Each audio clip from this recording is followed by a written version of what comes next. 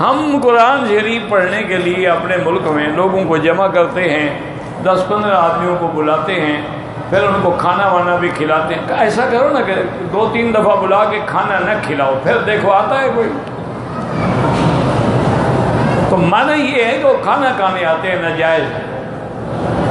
اگر وہ مخلص ہیں کھانے کے بغیر پڑھیں، یا اپنے گھر والوں کو اکٹھا بٹھا لو، پڑھتے رہو۔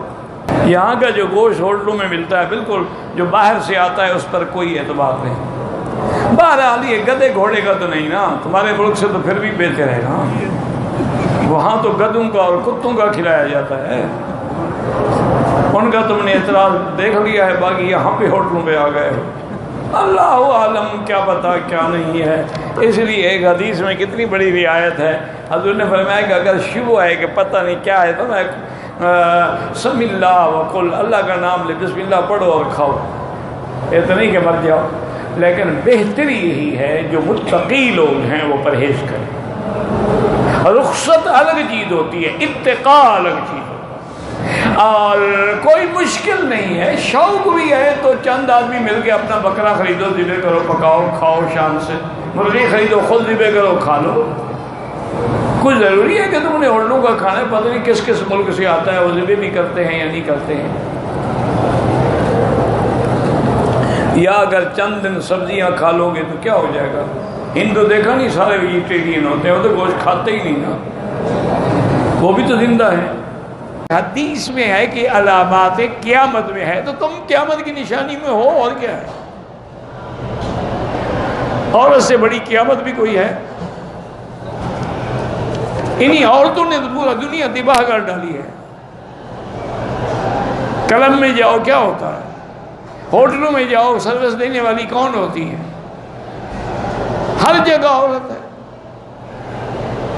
اب تو ماشاءاللہ میراتھن ریس بھی ہے، اب کبڈی بھی عورتیں کھیلتی ہیں ماشاءاللہ، کرکٹ بھی کھیلتی ہیں، پتہ نہیں کیا کیا کرتی ہیں۔ انا للہ و انا، دعا کرو اللہ عورت بنائے لیکن عورت صالحہ بنائے، مومنہ بنائے۔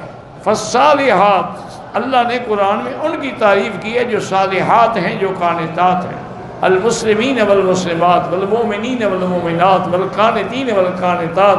ان میں تم آتی ہو تو پھر تم عورت ہو، ورنہ تو تمہیں عورت کہلانے کا حق ہی نہیں۔ لفظ عورت کا کیا معنی ہے؟ وہ چیز جو چھپائی جائے، تو جو ظاہر ہو وہ عورت کہاں رہی؟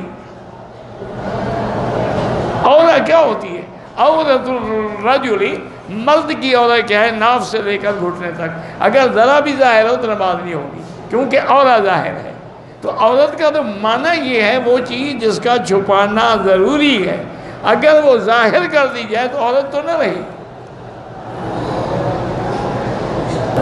اگر آدمی قبرستان میں جا کے سلام کرے کوئی حرج نہیں، السلام علیکم یا دار قوم مؤمنین انا انشاء اللہ بکم لاحقون انتم السابقون ونحن الاثر یغفر اللہ لنا ولکم، بالکل جائز ہے۔